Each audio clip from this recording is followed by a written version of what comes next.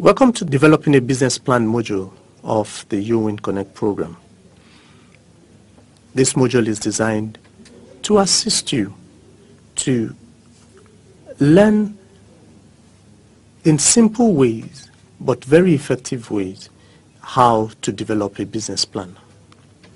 In this module, we will learn, first of all, be able to name key considerations when writing a business plan. We'll also learn on how to apply a simple process to writing a business plan effectively.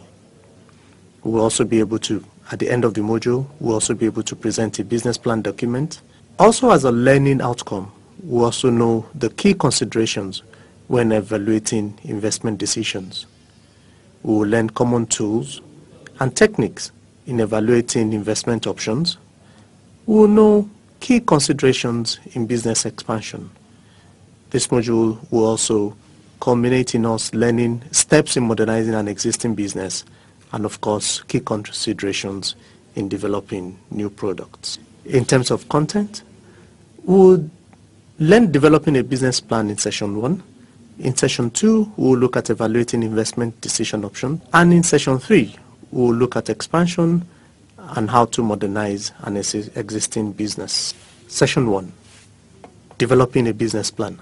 At the end of this session, you'll be able to name key considerations when writing a business plan, apply a simple process to write a business plan, coordinate the various companies, departments, and resources in the process of writing a business plan, and then present a business plan document. In terms of content, there are 5 parts to this module. The first part is an overview of a business plan. The second part is analyzing market and making a marketing plan. Third part is making the operational plan. And the fourth part, making the financial plan. And then finally, part 5, writing the business plan. Part 1, overview of a business plan. The question to ask at this point is, what is a business plan? For most companies, business plan is not a new term. However, you need to make sure that you understand the term in order for you to know what to do as far as writing a business plan is concerned. For a simple definition, Ernst & Young, in the Business Plan Guide in 1993, defined a business plan as simply a written representation of where a company is going, how it will get there, and what it will look like once it arrives there.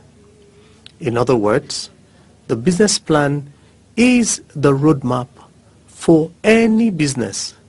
This is similar to how a pilot wanting to move an airplane from one point to the other files a flight plan that states the route that he will take, the altitude of the flight, and it will also have everything, including the amount of fuel, the need for the journey. Types of business plan. A business plan is divided into 2 main parts. First is a periodical, or what in other parlance is called an annual plan. An annual business plan is that which the company needs to achieve its objectives for the year. This includes sales volume, profits, market share, and growth, which must all be coordinated with one another. Then the tasks and budget for every department are set up for every month or for every quarter, depending on how the company decides to evaluate its own success or otherwise. The second type of business plan is a non-periodical business plan.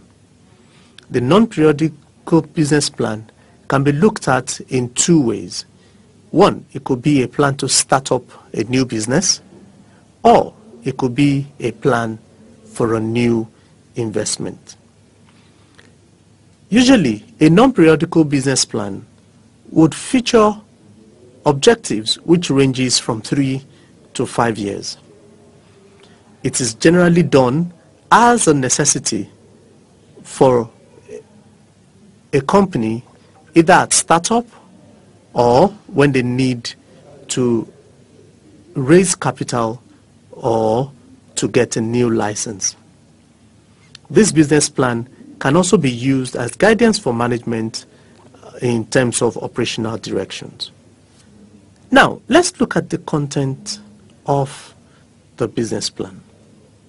The first part of the business plan content usually includes a company's description, a description of the product and services of the company, an analysis of the company, its products, its market, so that the reader can clearly understand the company, the characteristics and the needs of the company's customers, its products, and who its competitors are.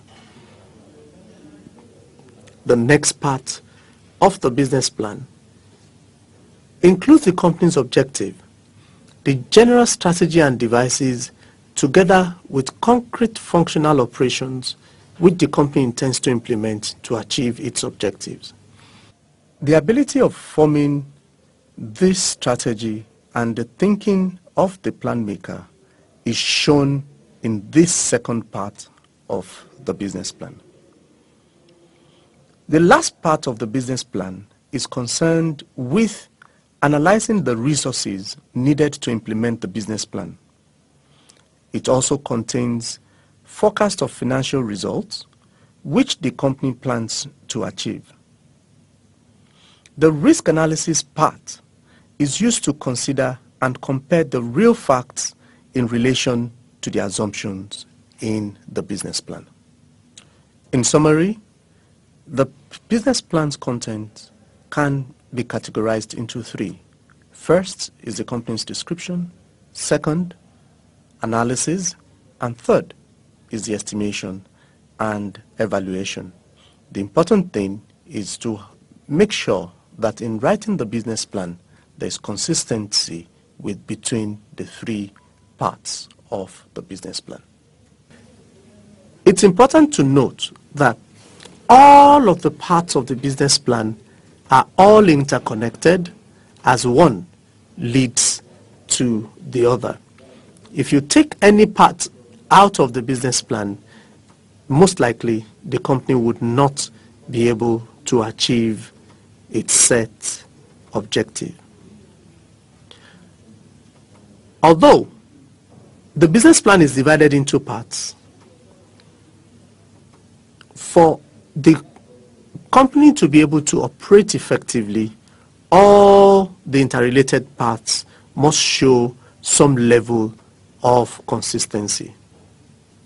It's important to note at this point that the details shown in the business plan is dependent on what the business plan is designed to do and who the reader is.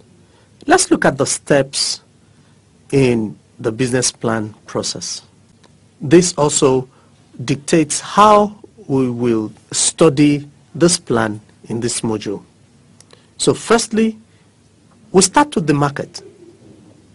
You will agree with me that if there is no market, then we're not in business. So we need to study the market, understand the customer, and then we'll look at who else is competing with us in this market. We'll go ahead to build a marketing plan, and then we would build an operations plan to produce for the market, and then we will build a financial plan, and finally we will go ahead to write a business plan. So let's start by analyzing the market and making the marketing plan. In analyzing the market, the question is, what is the size of the target market? Forecasting market size in the current and in the future will help to identify the potentiality of the market.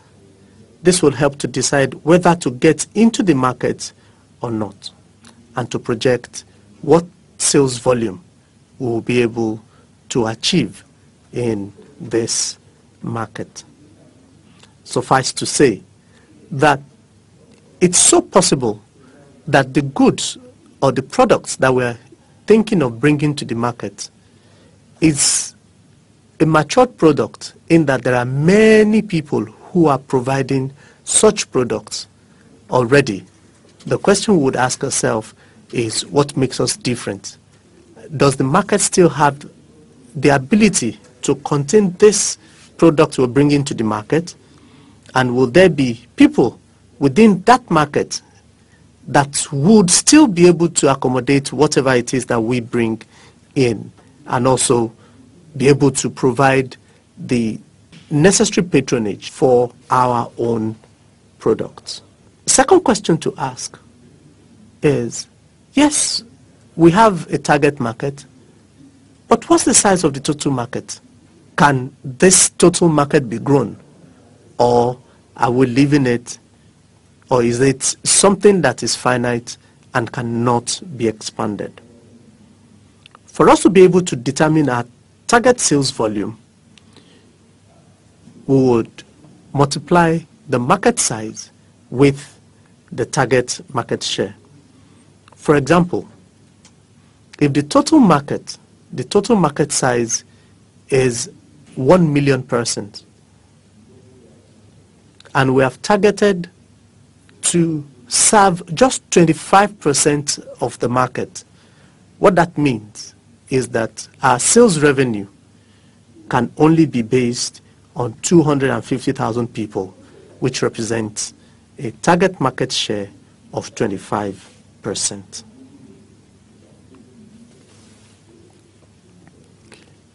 Markets are built to grow or shrink. So the question is, how do we estimate market growth? There are two considerations that we look at when we look at market growth. The first consideration is, how has the market grown in the past? Usually this is expressed in terms of percentages. How much percentage represents the growth in the market over the years? The second thing that influences market growth are environmental factors. First of all, the economy, especially if it's a consumer product.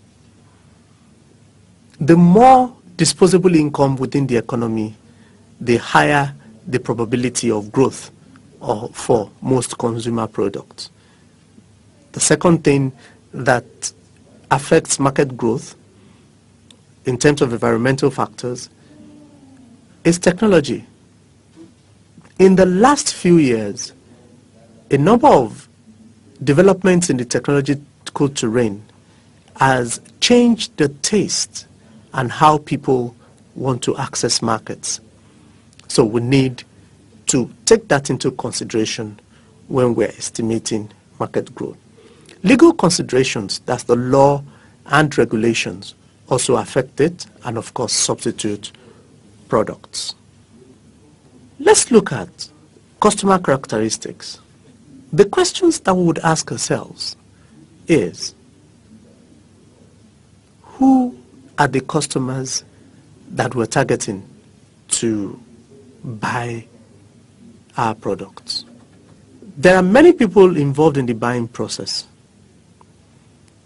They can be buyers or they can be users. Sometimes both are combined. For example, when we buy Coca-Cola to drink, we are the buyers and we're the users. But sometimes these two could be different. For example, when we buy notebooks for our children, we are the buyers, the children are the users. So we need to understand who the customers are and be able to make provisions for them and how to reach them. Second thing you need to ask yourself, what are their characteristics? We may have many kind of customers. For example, a restaurant having several customers such as family customers, office staff customers, VIP customers, etc. Different kinds of customers need different approaches, and we need to be aware of this. Customer characteristics include age, sex, education, occupation, psychology, and culture. And we need to be mindful of this when we are setting strategy for addressing customers. It's important to note here that each type of customer have their varying behaviors. Where, when, and how do they buy the products? How often? How much? Or how many do they buy at each time? Are they price sensitive? Do they easily switch to other products? How do they use the product? How they discard the product? The question of how do they use the product is extremely important, because we might make the product for something else and then the customer uses the product for something else. There are several examples of this. One that readily comes to mind is the battle between use of analgesics for pain killing and the same use for recreational purposes, as it's been very rampant with youths in different parts of Nigeria today. In terms of customer characteristics, something that we should also note is how do customers approach information. What kind of information are they interested in? When? And from what source do they rely on for their information? This would also assist us in knowing how to send information to our would-be customers. For example, anyone interested in targeting the youth, or what it's called the millennial customers today, knows that it's fruitless putting them in hard copies or traditional media. Rather, you should approach them through social media. Having understood the customer, let's take one more step to look at and analyze the competition. It's important to note at this point that strategies built around competition is at best reactive. In that wise, it's important for you, yes, don't ignore the competition, but don't build your strategy around the competition. So the question you ask yourself is, who are our competition? When we analyze competition, suffice to say that we can look at different kinds of competitors. First, you can have direct competition, which is somebody who does the same kind of products and plays in the same market with us. A very good example that readily comes to mind would be Coke and Pepsi. However, we can have other types of competition that are not direct in this wise. You can also have indirect competition. Indirect competition is when the customer uses their budget to do something else. For example, customers decide to do business with replacement products, or using the funds that they have to buy your product or service to do something entirely different. There are some indirect competitors who have very strong influences, and as such would need to be mindful of this and take that into consideration. In order for us to show distinct strengths, we need to compare ourselves or compare our company with its competitors and then bring out the distinct strengths of each one of those companies. The question you should ask yourself when comparing with competition is, what's the interrelation between us and our competitors in the following ways? One, in marketing. How do they distribute their products? What's the pricing? How do they communicate? In production, do they have better equipment than we have? In human resource, are their people better motivated than we are? In financing, do they have better access to finance or capital than we have? Weaknesses or strengths can be justified by the following. One, whether the customers need what we actually consider crucial to them. That is, are we able to provide value to the customers? Whether we're stronger than the competitors on the aspects that we are considering. That is, do we have any comparative advantage over the customer in any of those, over the competitor in any of those areas that we consider ourselves being strong? Remember, the customer should be our focus at all times, but we should be aware of what the competition is doing and where we best provide value to the customer. So, let's look at competitive approaches. There are varying places where we can provide competitive edge against the customer. The question to ask yourself is, in terms of the product, are we more stable than the competitor? Do we provide best service? Do we provide the highest value compared with the money paid? Are we the safest, the quickest, the most advanced in technology, the most convenient, the best design? How impressive is our image? I need to say it here that all of these approaches or competitive approaches can be best decided by the customer, as they are the ones who know what represents value to them. Two customers could experience service in the same environment and have two different experiences as far as that same environment is concerned. I remember the story of two gentlemen from the same organization who went to work in a certain environment and stayed in the same hotel in the space of 1 week from each other.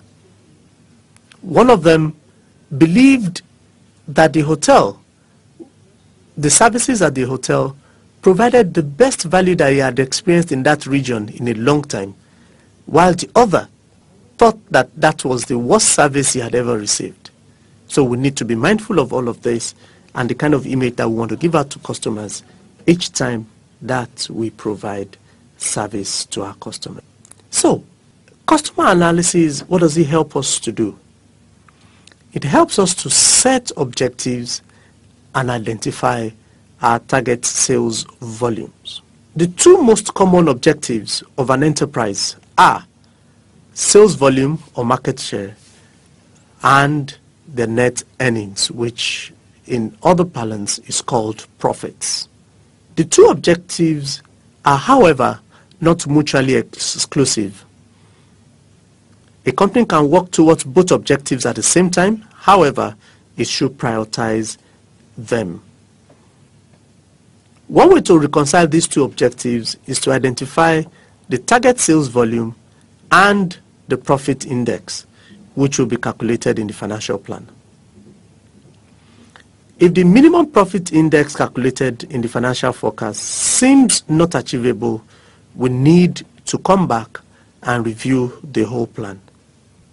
If there is no other way to increase profits, this plan should then be considered unfeasible. So to calculate the target sales volume, you multiply the target market share with the target market size. All of these are estimates which help us to determine the revenues that come and accrue to the organization. In setting target sales volume, we need to be mindful of the following. That target market share is subjective, although it's based on information from market analysis, but it still remains subjective. The way people collect, interpret and analyze information may vary from one person to the other. So we need to be mindful of this and have the organization discuss. Individuals within the organization discuss with themselves so as to reach an agreement on how to improve the subjectivity while committing everyone to those objectives.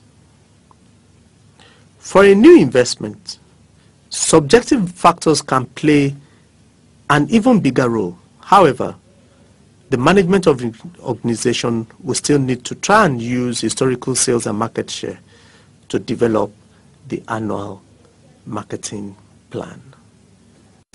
This takes us to the realm of the marketing plan.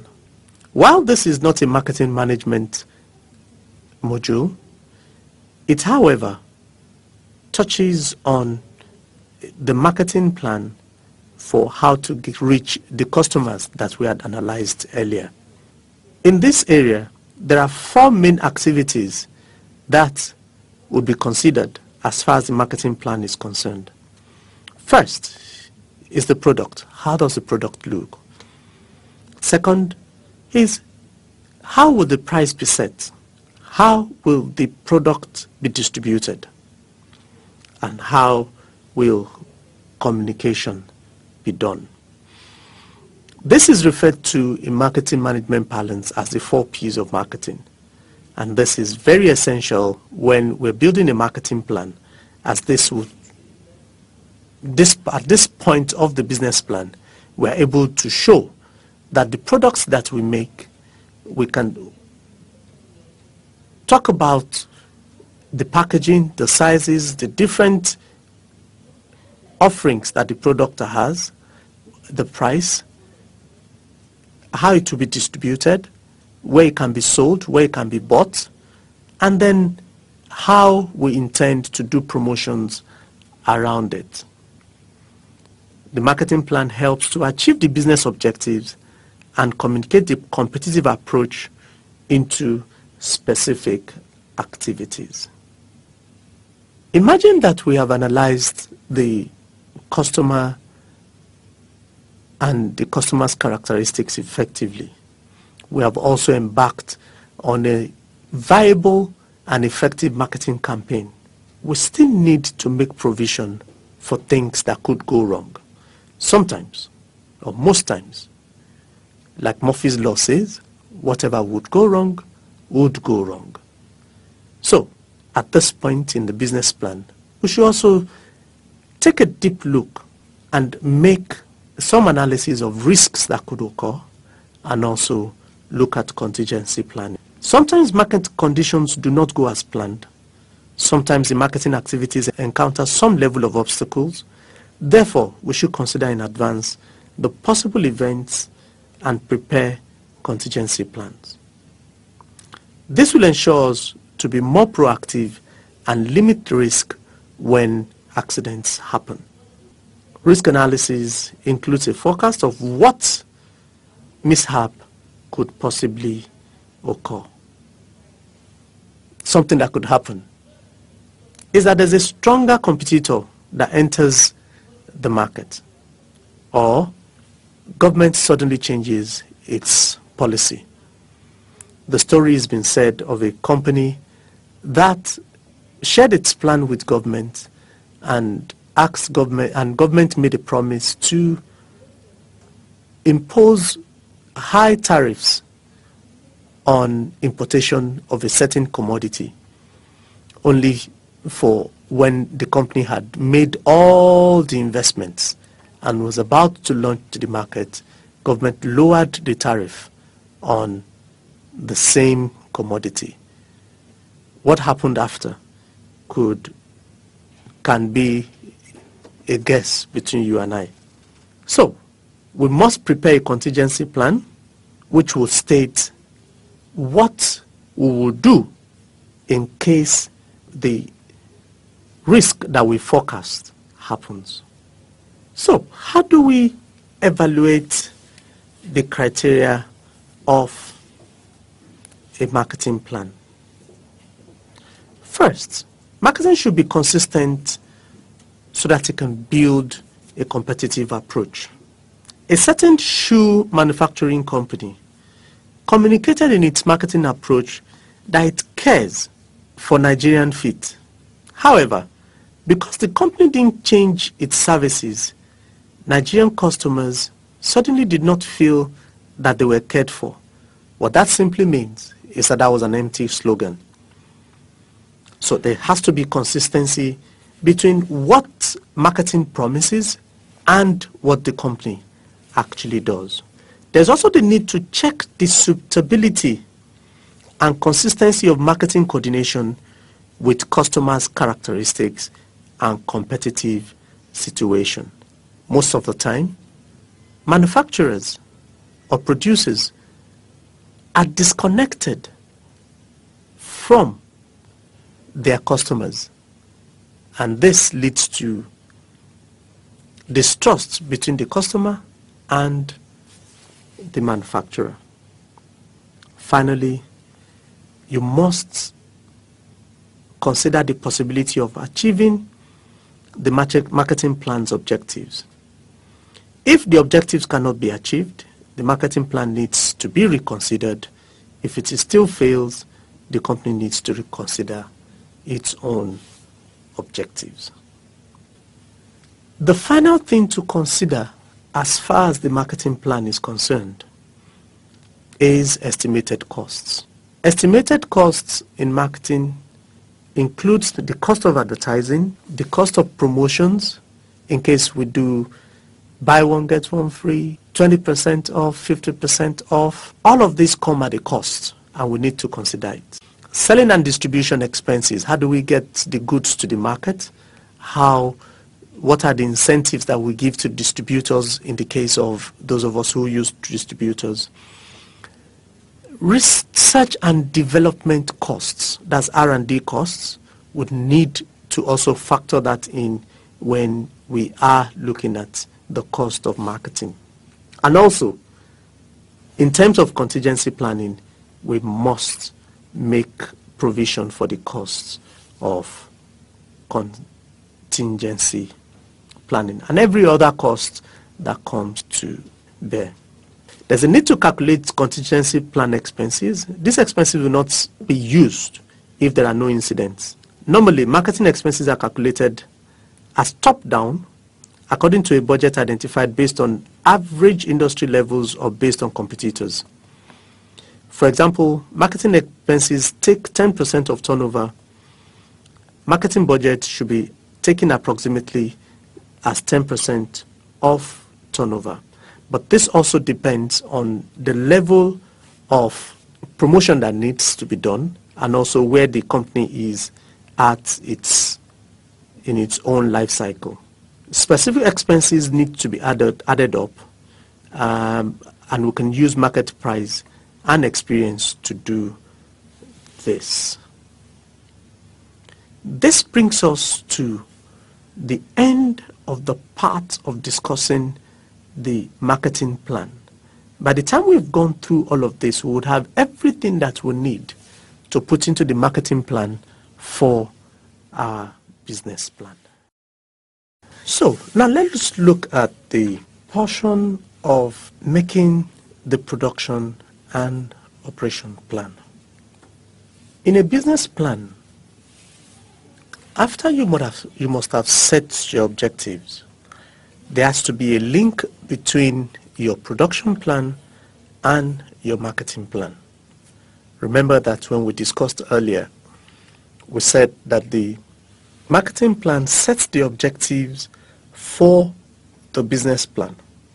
However, the production plan fulfills the objectives that has been set. So there's no point in setting revenue objectives when we don't have the production capacity to meet those objectives. So in terms of making the production and operations plan, the objectives are this. We'll be able to explain the role of the production and operations plan in a business plan. We'll be able to describe the contents of a production and operations plan, describe the process of preparing a production and operation plan, and then we'll be able to explain the basis for decision making in planning for production. In terms of content, we'll look at the roles of the production or operations plan in the business plan, the components of the operations plan, and also the process of operation and production plan making. The question is this. The first question to ask here is, what is the importance of a production plan? A production plan, or an operations plan as it's called in a service provision company, describes how an organization will meet the demand for product established in the sales projection or the sales objectives. The production plan helps us to formalize the marketing plan from the production point of view, and it attempts to answer the following questions. How will the product be made? Which resources will be used?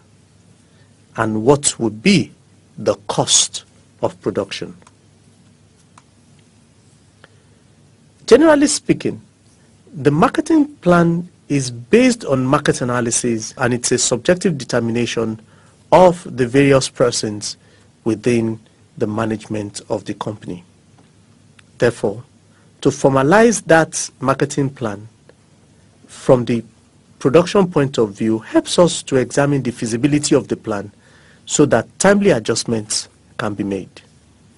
The production plan will examine if the current capacity is able to meet sales demand, for example, in an existing organization, and if the company can provide products on time for the market to be able to meet the sales objectives.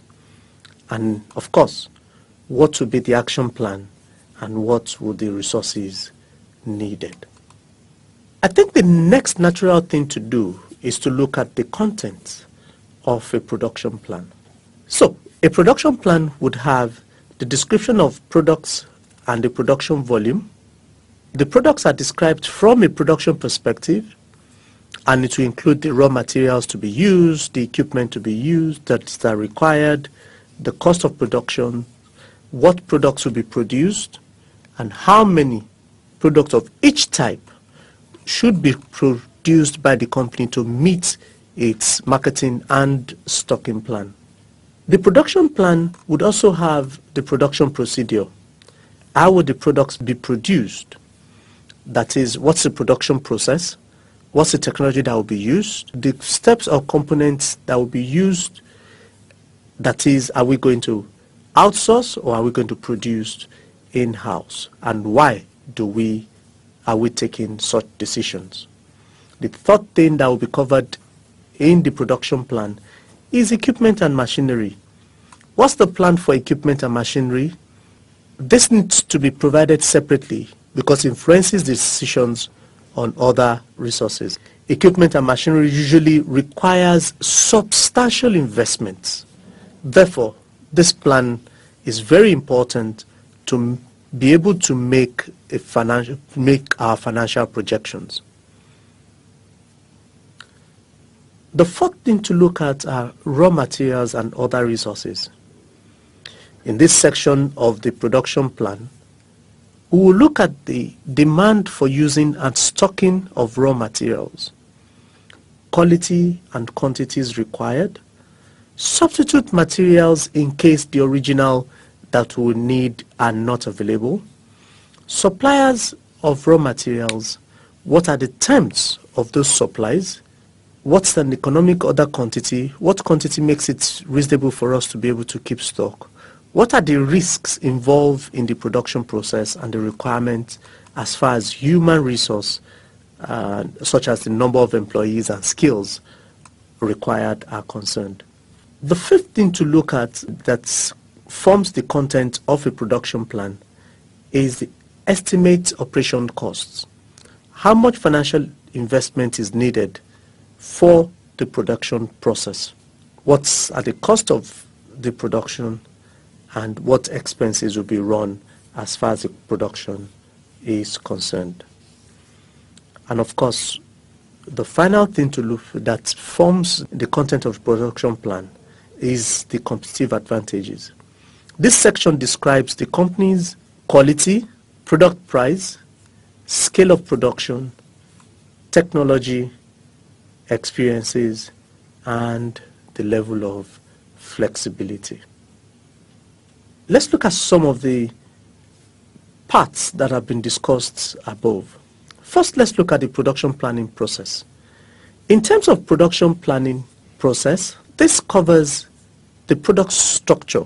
Product structure includes the product's components, the shape, raw material specifications, technical specifications, and everything that you need to be able to bring out the product.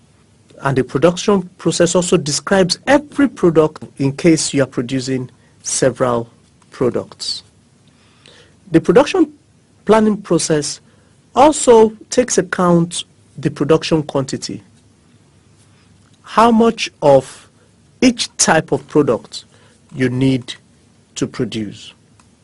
When we look at production quantities, to be sure that we have what it takes to produce what the marketing plan stipulates, we must first of all consider what the current production capacity is. That is, what's the capacity of the equipment, how large is the factory, how many people are there to man the equipment in the factory. All of this would help to determine if the production process still has space for more to accommodate whatever has been spelled out in terms of objectives in the marketing plan. The production planning process also makes provision for competitive advantage that the company adapted. To show consistency with the marketing strategy, the competitive advantage needs to be very clear in the production planning process. Also, all of these factors that have been outlined above, that's the product structure, product quantity, current production capacity, competitive advantages, would influence the production procedures in that whichever one would, for example, if we're adopting an outsourcing model, it affects the amount of space that we need within the organization. Of course, it also has, that would also have a bearing on how quickly we can bring things to the market, and also if we're stocking raw materials or not. Our production procedure is a basis to determine the demand on equipment, machinery, and the factory. And also the demand for raw materials and other resources depend on production procedures and the competitive advantages and equipment as well. The production plan's objective is to help us determine the investment and production expenses that we need, and these calculations are usually based on experience of the people who prepare the production plan. How do we determine production quantity? With different targets of production quantity, the decision for technology and capacity will be different. and this will result in different production procedures and the demand on equipment and machinery. In terms of production quantity, we'll look at the revenue proposed in the marketing plan as well as the stock holding policy. Stock holding policy refers to how much of finished goods we want to keep in order for us to avoid stock out when we produce. So, for example, we have a target of producing 5,000 cartons of a specific product. However, we agree on having a policy of holding 20% of our production capacity in order for us to avoid being out of stock just in case for anything we cannot produce at certain times, so that we do not get our products out of the market. The stock holding policy comes with its own cost, and that needs to be taken into account whenever we are calculating production costs.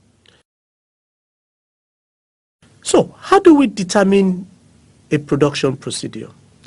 Typically, decisions to be made when deciding on a production procedure include: which process are we using?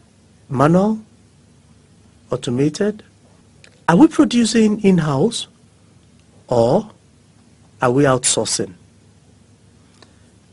If we're outsourcing, are we outsourcing the whole product or are we outsourcing parts of the product?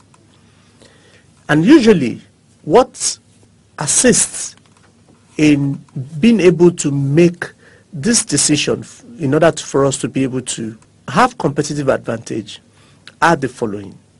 One, state-of-the-art technology. What technology are we using? Does somebody else have better technology than we do? Can the person handle more volume than we can? Can that person produce cheaper than we can? Of course, when we consider all of this, it helps us to take a decision if we want to produce in-house or if we want to outsource. Cost of production. Are we able to produce competitively? Are there people who are producing cheaper for the same quality or better? What's the quality of the production? Are we better at some part of the production process, or is somebody else better than us in some other parts? So can we give out some parts of it and then keep the ones that we are better at? What kind of people do we have? What expertise do we have in-house to produce?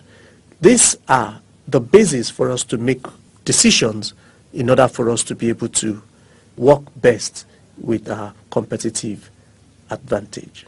Let's take a look at typical decisions that we take for machinery and equipment. One very common decision to take is, do we buy new equipment or do we use existing ones?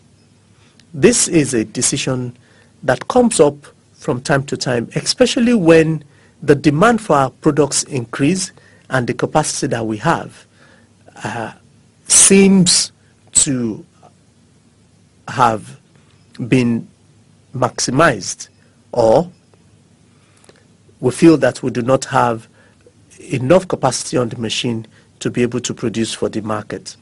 So the question is, do we buy new equipment? Do we use existing ones and open more production shifts? Which equipment should we buy if we're buying a new one?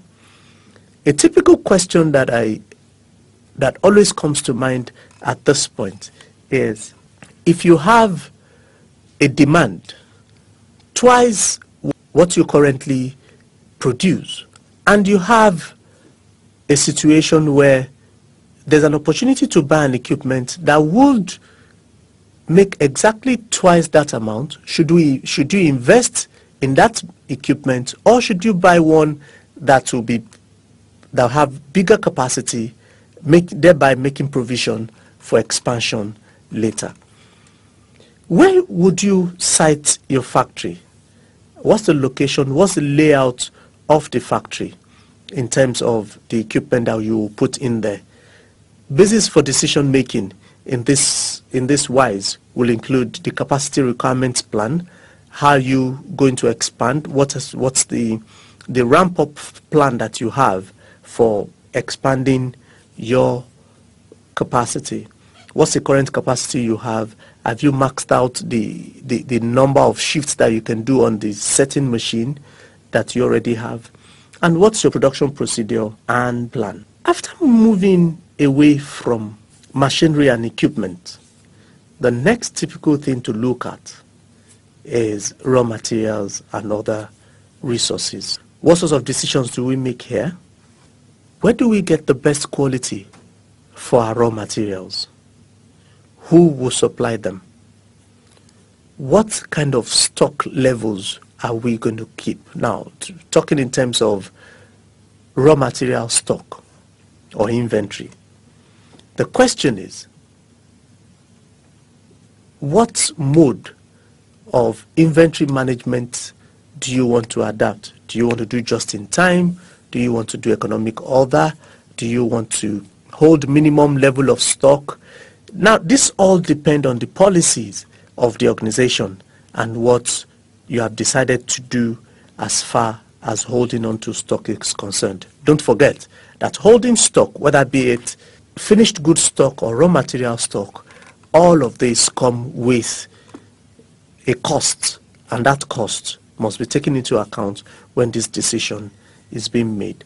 How many workers are needed? What are the skills and qualification requirements? Do you want to buy an equipment which costs you so much, and then you have an untrained person man the equipment, which could be a risk to that equipment?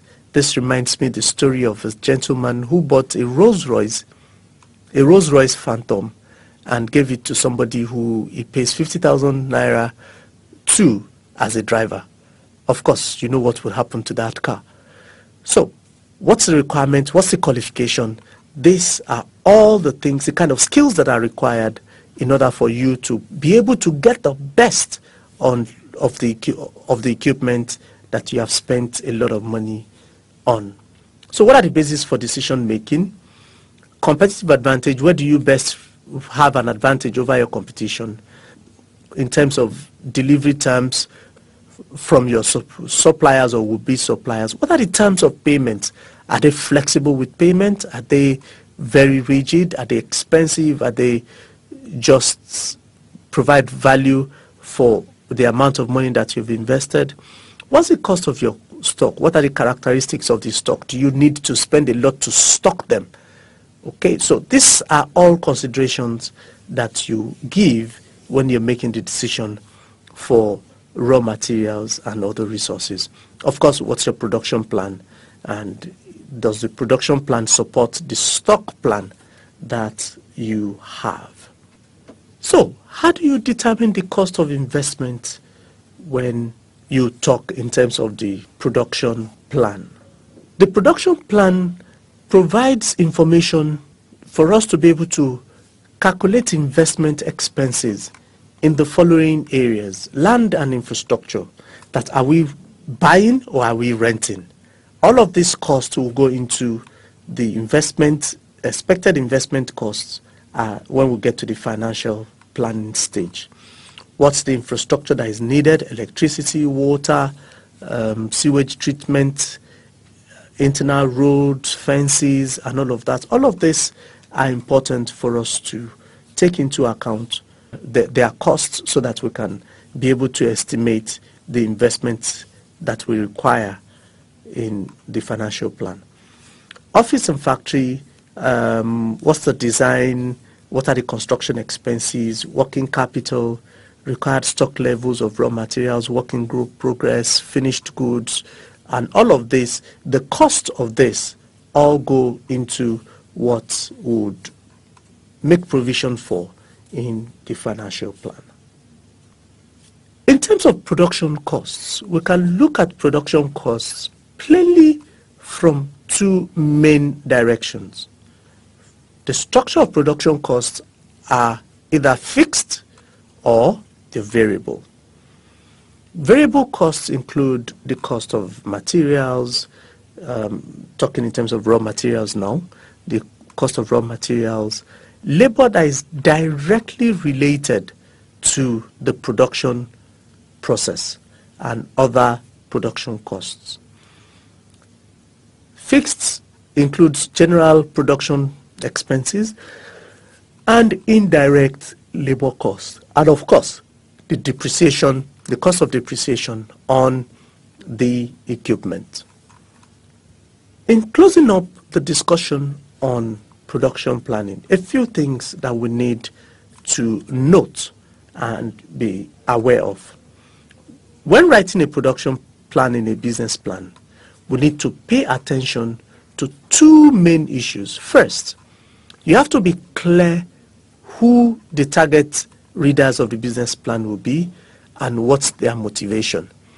Now, if their motivation is simply for investment evaluation, you want to be careful the kind of information that you put in the production plan. If the motivation is that of working with you to either expand or make the production better, then you might need to give a little bit more detail than if it's just for an investment evaluation. Secondly, information in the production plan should be convincing, but be careful not to provide information on corporate secrets. It's important for you to give only the information that is required and not too much information. A business plan is prepared to plan a company's future activities and strategies. The target readers could be the board, so the production plan should present details of alternatives, analysis of each alternative, and explanations of rationale for choosing the one that we've chosen. And if it's as outsiders, it should be presented with information which can convince the reader of the feasibility of the decision and how profitable and within the company's ability. If the business plan is for starting up a new business, information on costs of equipment, raw material, labor must be presented clearly in the production plan. This information will be the basis of financial calculations. And lastly, companies who make a plan to expand production scale should be careful to assess current production capacity and capacity of their existing equipment. Up to now, we've looked at the marketing plan. We've also looked at the production plan. And we've seen the interrelationship between the two components as we've discussed, being that the marketing plan gives the objective and the production plan produces for the marketing objectives. Now, the next part that we're going to look at is making the financial plan. The two components that we have looked at, the marketing and the production plan, are all make input into the financial plan, while the marketing plan gives both revenue and cost inputs, revenue in terms of the objective, the sales objectives of the organization, cost inputs in terms of the marketing costs and contingency costs. The production plan gives us the cost implications of all the production activities, be it equipment, infrastructure, and the production costs. All of this become inputs into the financial plan. So, to discuss the financial plan, we have the following objectives. The part on making the financial plan helps us to explain the role of the financial department in business planning, describe contents of a financial plan, describe the steps of the financial projection process, and helps us to explain the financial factors which need to be considered before we make any investment decision. In terms of content, we'll look at the role of financial projections, content of financial plan, and process of preparing a financial plan. So, let's look at the role of a financial plan. A financial feasibility has two broad sides. First, it demonstrates the viability of the project in terms of how profitable it is, the kind of return that we get from the investment, ability to repay debt in order to get financing. The second side is that it proves that this project is feasible with a financial index in the financial projection.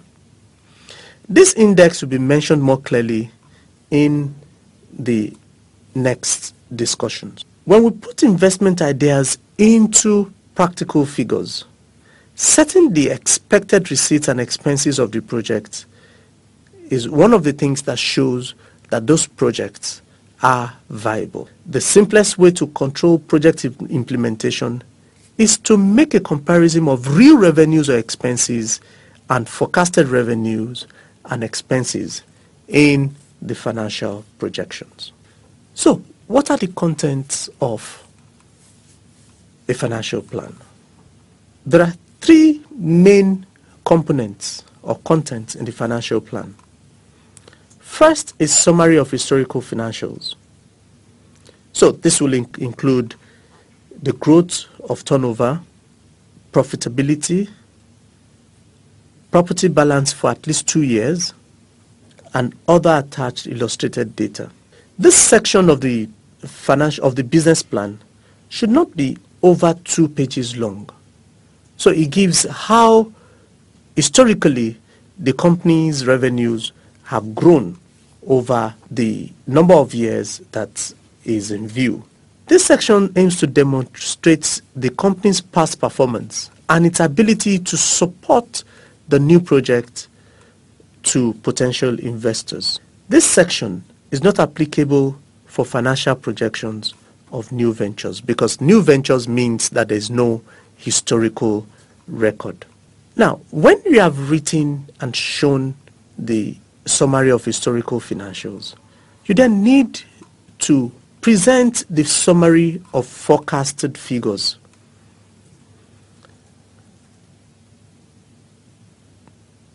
The forecasted financials should not be over 3 pages long.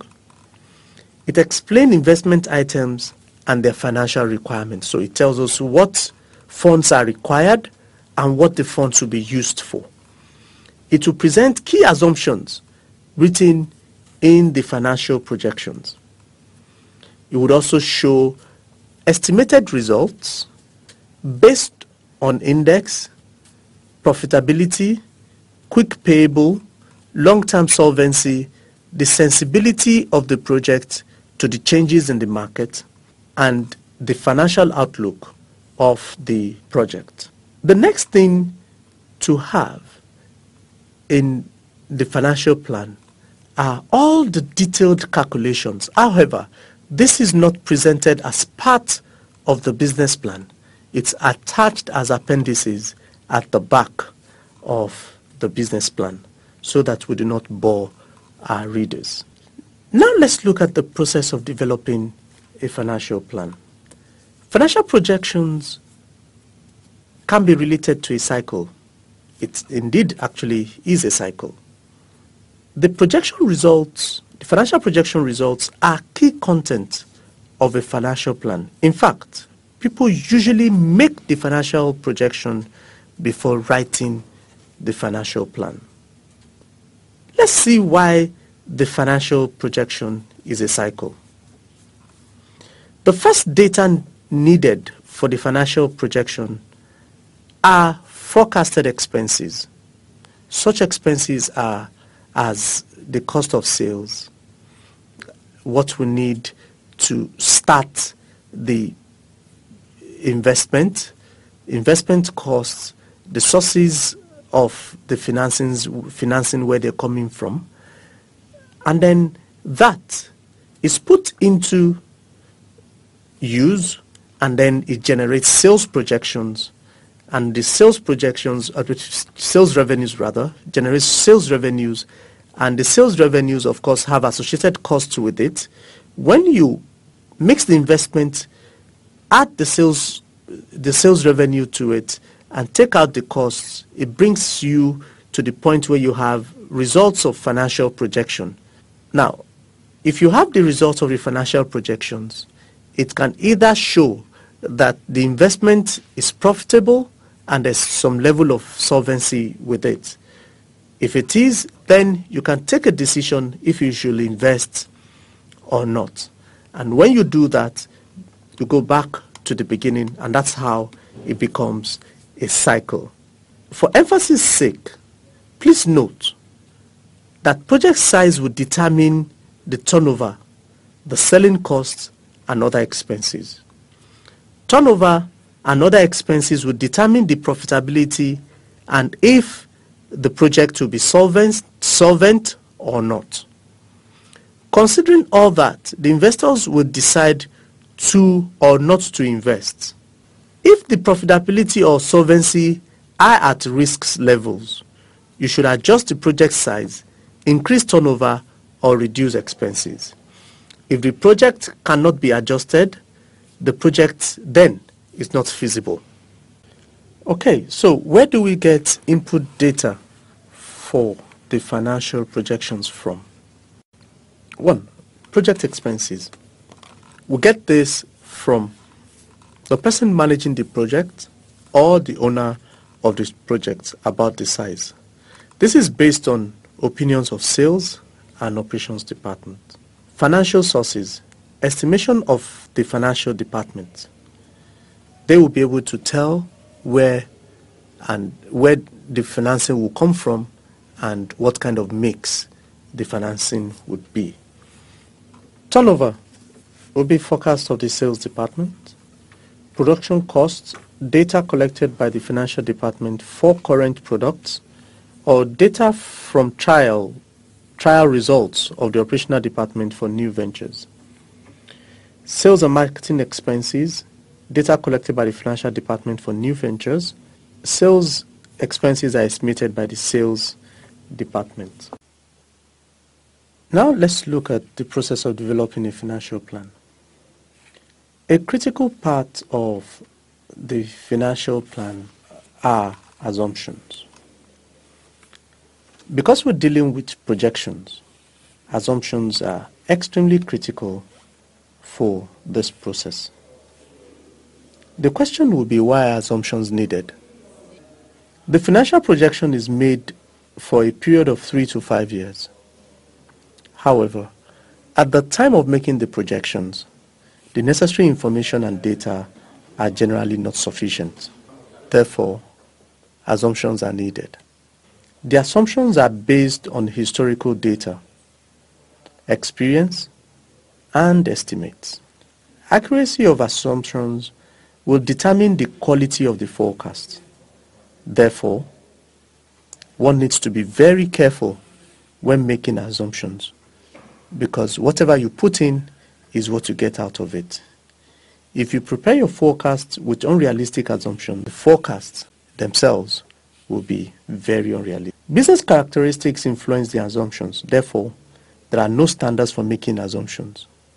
It all depends on what you want to achieve and what the conditions in the environment are at the time you're making the assumptions, and what you forecast that the conditions will be in 3 to 5 years that you're making the plan for. However, these assumptions can be divided into 4 groups. These are financial structure, percentage of raw materials related to production cost, working capital needs, and allowed number of debt dates, talking in terms of how much you can be owed and how much you're allowed to owe by your suppliers. Management expenses, everything that has to do with the expenses that relates to managing the enterprise. And of course, credit conditions, including bank interest rates. In terms of financial considerations, two things are very, very critical. First is the financing structure, and two is your investment decision. So let's look at financing structure first. In terms of financing structure, there are two things that are also very, very important. And these are, one, financial sources. Where are we going to get the financing, both to start a venture and to run that venture from? And otherwise, yes, where we're getting it from, the other leg of it is what percentage of each of the sources that we're talking about. Usually, sources of capital are either from owners or shareholders, retained earnings for existing businesses. When we say retained earnings, we mean that the profits that has come from the venture as it goes along as a going concern, the cash from it we can retain to put back into the business. Other sources of capital could be finance lease, loan from bank and other financial organizations, and risk investment funds. When we now talk in terms of sources of capital, we can divide them into two. You can have debt or you can have equity. Whichever way we look at it, it's the capital that is owned by the owners of the company, or capital that you get as debt from other sources. You can categorize into debt or equity. In terms of percentages of each source, the higher the percentage of owner's capital, the higher the risk for the lenders. Therefore, banks generally fix a maximum lending rate about 70% of the investment costs. So what bankers typically do is allow the owners of the business to have a skin in the game by pegging whatever the contributions that the owners will bring to about 30%. If the company raises capital from shareholders, the project owner will generally want to be the majority shareholder in order to take the management position. So there are a lot of things that you need to look at as a basis for consideration. So, in determining if a project would get capital from debt or equity, let's look at a few things that we can consider. First is what we're using the capital for. You use long-term sources of capital for fixed assets, and especially long-term fixed assets. And then you use short-term sources for working capital. So you can take a quick loan from the bank to finance working capital and also to meet some short-term needs. If you use capital from short-term sources for long-term projects, the pressures from debt repayment will increase, and that would not augur well for the managers of the enterprise.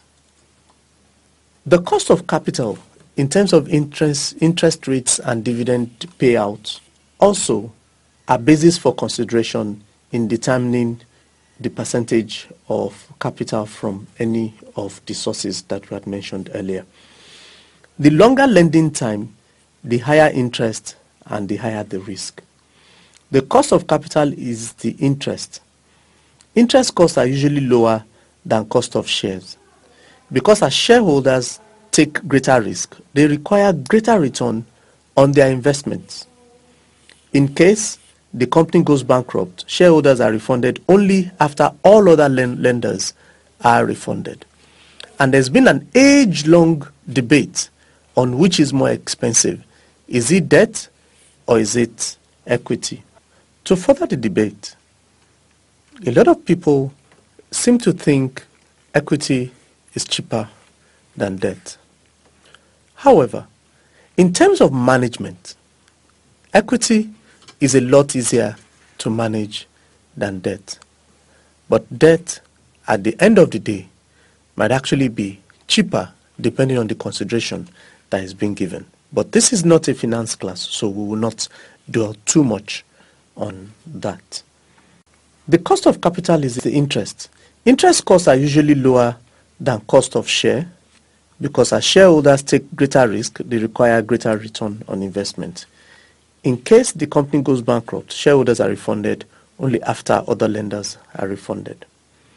The other consideration that we look at is payback period. The payback period is defined as the time required to repay all of the invested funds from the money generated by the project. This is one of the most common appraisal techniques. When using this technique, the best project is the one with the shortest payback. So, let's look at how we can improve financial projections. In improving financial projections, there are two possible solutions. Solutions can be from internal resources, and solutions could come from market conditions. What we usually advocate is that to improve financial projections, let's look at the things that we have control over first. So let's consider things from internal resources. So we can actually adjust investment scope, which reduces the amount of money that would be invested in the project. We can change the size of inventory and decide not to keep as much as we would have kept if we were looking at an optimistic position. Also, you can also look at costs in terms of production costs, also in terms of cost of managing the enterprise, and see if there are things that we can bring down so that financial projections will look better. Solutions from the market can provide information to make an optimistic financial forecast, but they are not easy to implement. For example, we can increase sales or reduce cost of sales. If you are increasing sales, you must do that in a realistic way that would be in tandem with what the market can take. There's a warning that we must not play with numbers. In other words, ensure that whatever it is that we do in terms of improving projections must be within realistic levels.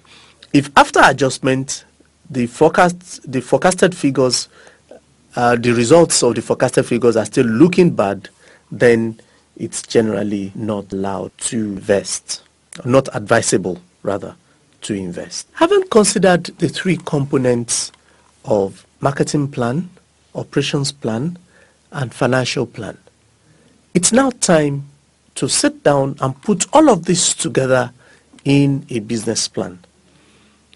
Note that, as we had mentioned from the beginning, all of the different components all come together to give us the results because they are interrelated with one.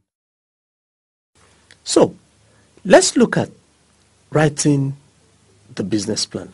The objectives of this is for us to be able to list the key factors that need to be considered when writing a business plan, and of course be able to describe the steps to write the business plan. In terms of content, we'll be able to note the considerations in business plan writing, and then also steps in business plan writing. There are 4 possibilities when we're writing a business plan, and these possibilities derive from what we are writing and whom we are writing for. And this gives rise to 4 types of business plans. The type 1 is we are writing business plan for a new business and we want to raise capital. The considerations for this is that we must identify and evaluate the difficulties which may occur when establishing this new venture.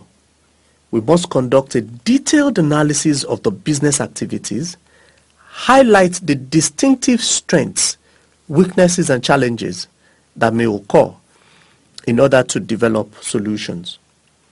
We would need to highlight the feasibility of the venture, show total of capital requirements and sums needed at every stage of the venture, highlight assumptions and key variables that may affect the base scenario. And then we summarize and present nature of business ideas under a logical structure, allowing potential investors or counterparts to understand and evaluate the feasibility of the venture. When you're writing a new business plan for potential investors or for the bank, you must be ready to show the investment returns and then show the full requirement in terms of capital for the project. The type 2, starting business and you're writing for in-house people, for management, your colleagues, and also for the owners of the business. The content in this type is the same as the type 1. However, there's no need to pay attention to convincing the readers about the company's success because it's something that is already known to all of you. Writers need to concentrate on information, specific solutions for the common activities of the company.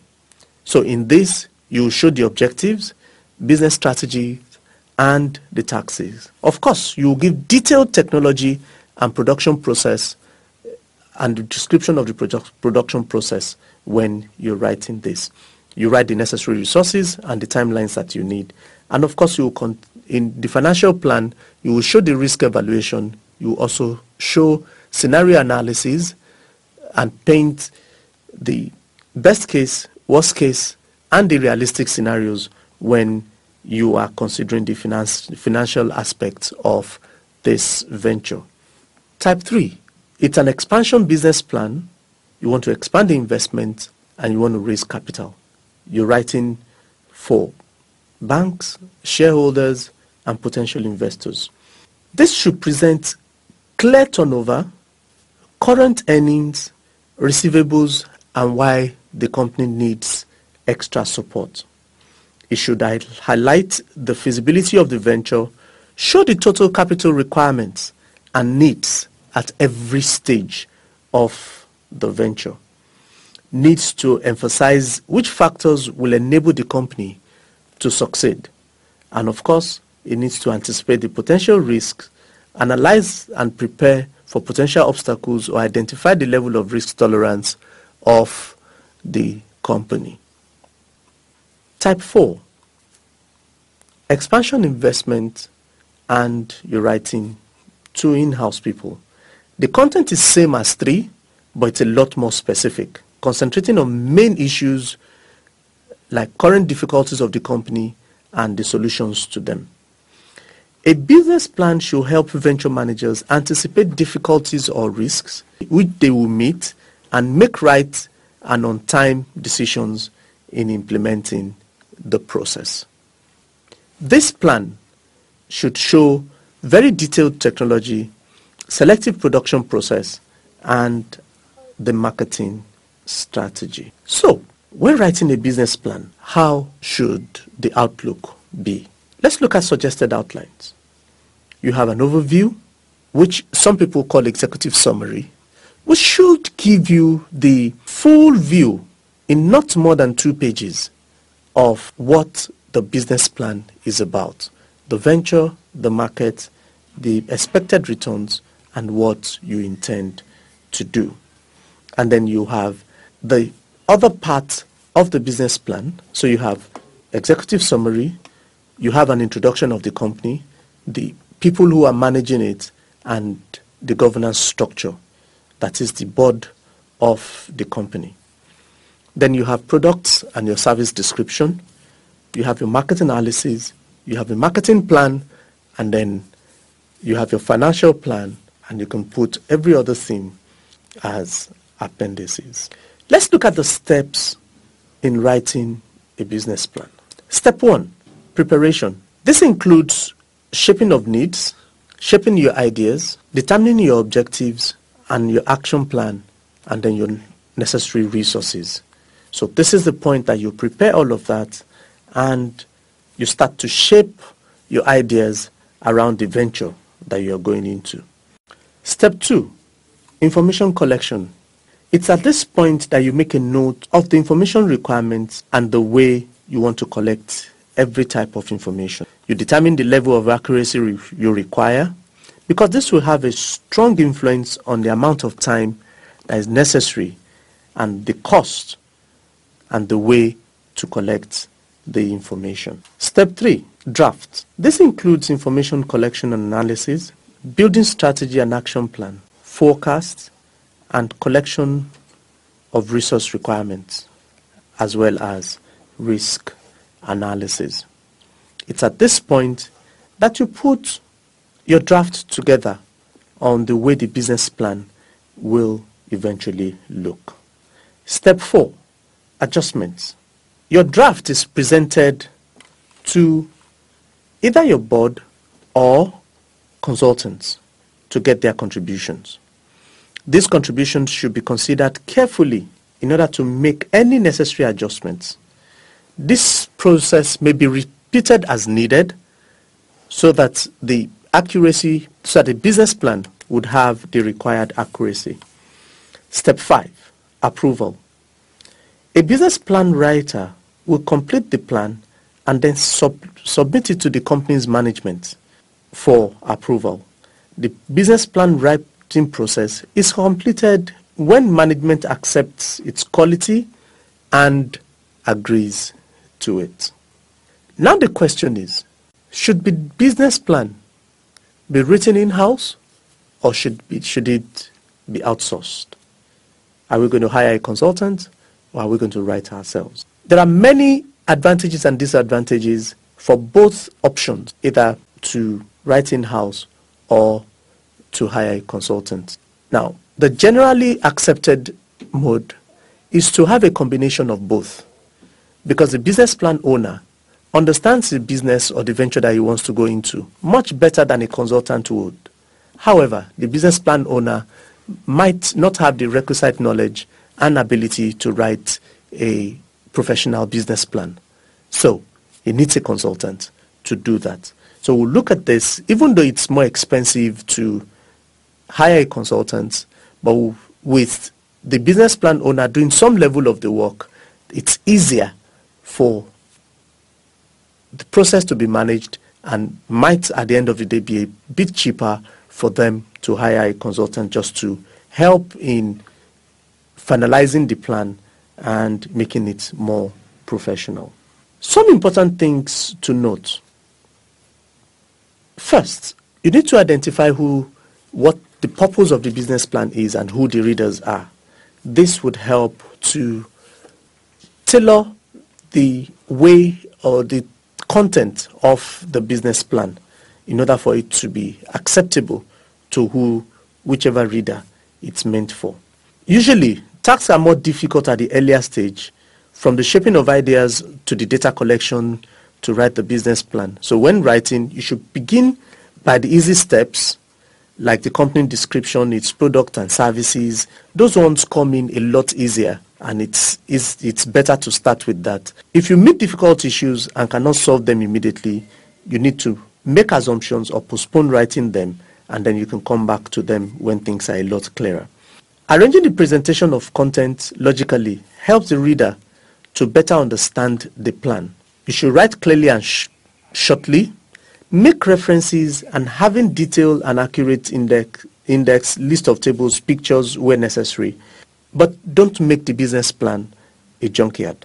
The business plan has to be objective and accurate regarding the company's weaknesses. It should show how the company will deal with these weaknesses. The writing style and structure must be clear and logical. Avoid writing long sentences and using difficult terms. A business plan should be printed on good quality paper, and it should also be 20 to 30 pages long, maximum 30 pages. This is not including the appendices. Every other detail could be put in the appendices, but the size of the business plan should not be more than 30 pages. In closing this session, I'll leave with this word. No one plans to fail. They fail because of having no plan. It's important for every business to develop a business plan in order for them to have a roadmap to run the businesses. In the next session, we'll start by looking at what investment projects are and how to evaluate investment decisions. We have come to the end of the session on developing a business plan.